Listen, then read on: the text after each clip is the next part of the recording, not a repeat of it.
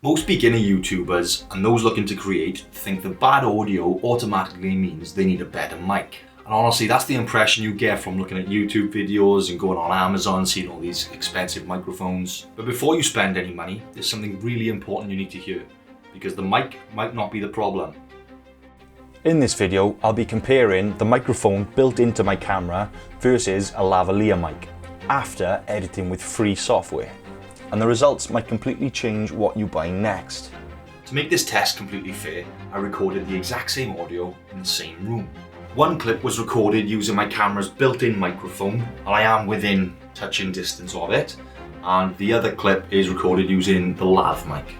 No editing as of yet, no filters or any tricks. You're going to listen to exactly what the mics sound like straight out of the box. So let's take a listen.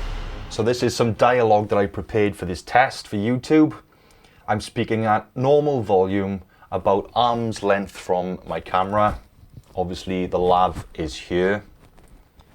This is how my voice sounds with no editing, no filters and no noise reduction. Pay attention to the clarity, background noise and how the audio sounds. So this is some dialogue that I prepared for this test for YouTube. I'm speaking at normal volume, about arm's length from my camera. Obviously the lav is here.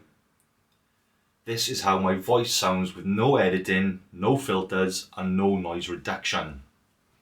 Pay attention to the clarity, background noise and how the audio sounds. Now at this point, most people would stop the test right there.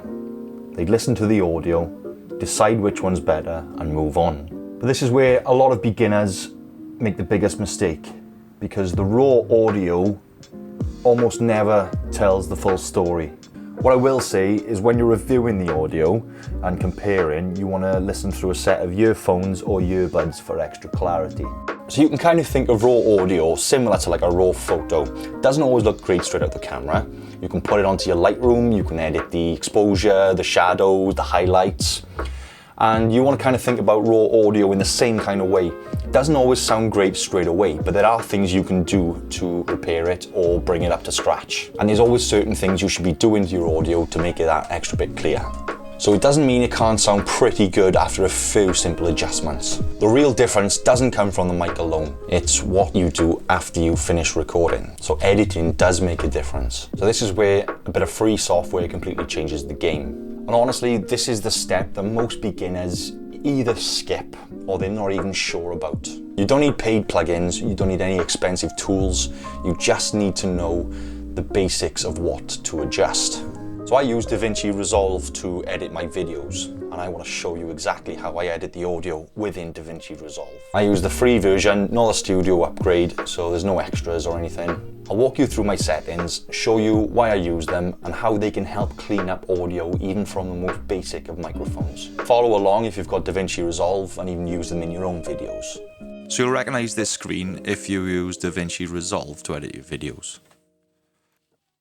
To edit your audio tracks, you want to head down to the little music icon, which is the Fairlight panel. And this is your audio editing panel. You want to make sure up in this section that your mixers are on, and we're going to be going over a limiter, a noise gate and a graphic equalizer. These are the three bare minimum things I use to punch up my audio. So the first thing, you want to set the volume of the input into your microphone to make sure that it doesn't clip. On your camera or recording equipment, you should have a visual indicator of the volume, and when it's clipping, it's normally hitting a red part, which is at the top. As you can see, that's going up the decibel range. 0 decibel is sort of what you're aiming for, but you don't want to go any louder than that, especially for your input recording. In this post-production of audio, you can bring up your volume, providing you haven't clipped it in recording.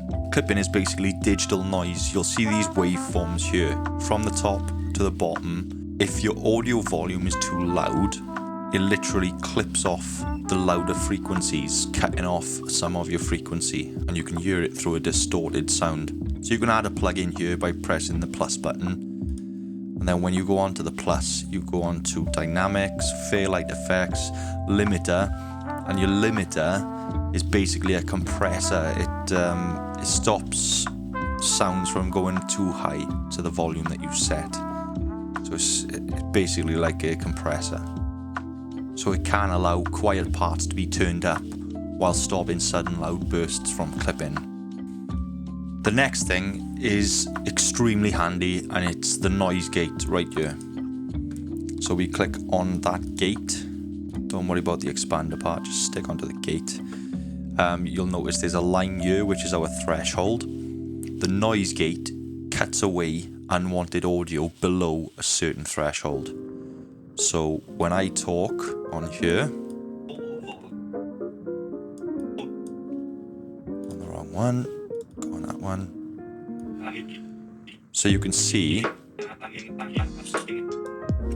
this area here is where the vocals are coming through on this side of the gate. So anything on this side of the gate tapers off. For instance, you can see those dots appearing there. That is noise, which, because it's on this side of the gate, has been cut off. Threshold is here. If I was to bring my threshold down, you can hear it right there. So bring my range, threshold back up, just to allow the vocals I want to come through. Next up is the equalizer. There are some presets on here which you can start off with, and all an equalizer is, it's basically a volume control for individual frequency bands. Now, the voice usually cuts through a music mix around the 500 Hertz mark, but when you're just doing plain audio and voiceovers, this is the kind of area you want to pay attention to. You can listen to your audio over, and a little trick that I do to cut back on unwanted harsh tones and sounds is I will grab one piece there, and in this Q factor, you can crank it up to sharpen that tip, and while the audio is playing, you can scan across for a certain tone that you were finding too harsh, and when you find it, lock it in, and you bring it down. And that's pretty much it. That's the basics that you want to do, like. And it's paying attention to these kind of things that make your audio a lot more pleasing to the ear. Granted, the audio I've used on this track has purposefully been of lower quality, just to give the more accurate example. Alrighty then. Right, now listen to this.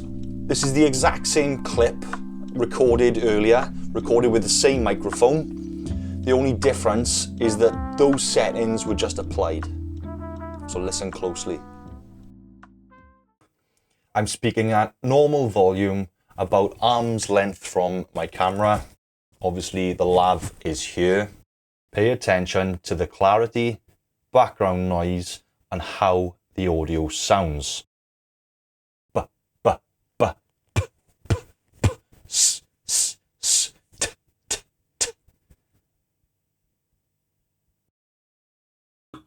I'm speaking at normal volume, about arm's length from my camera. Obviously the lav is here. Pay attention to the clarity, background noise, and how the audio sounds.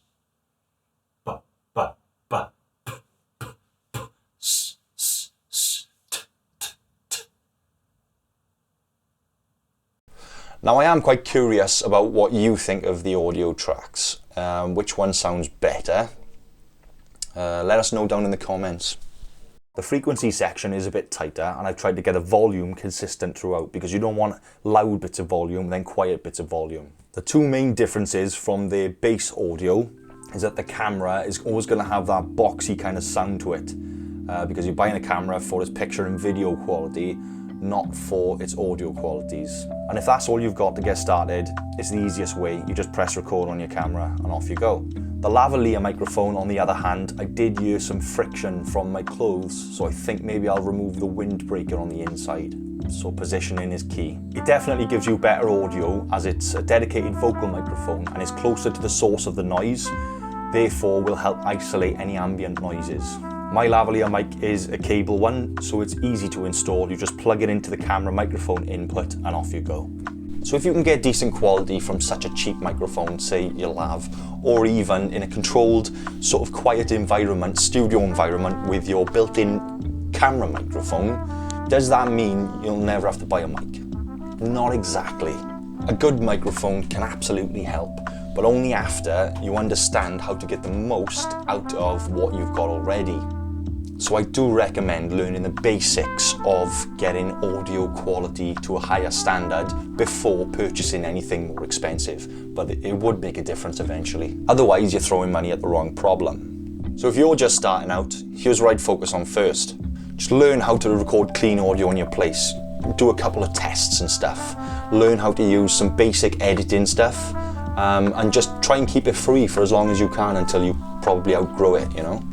Once you've focused on the skill of learning the audio side of things, then buying a new mic will make sense because you will hear the difference immediately.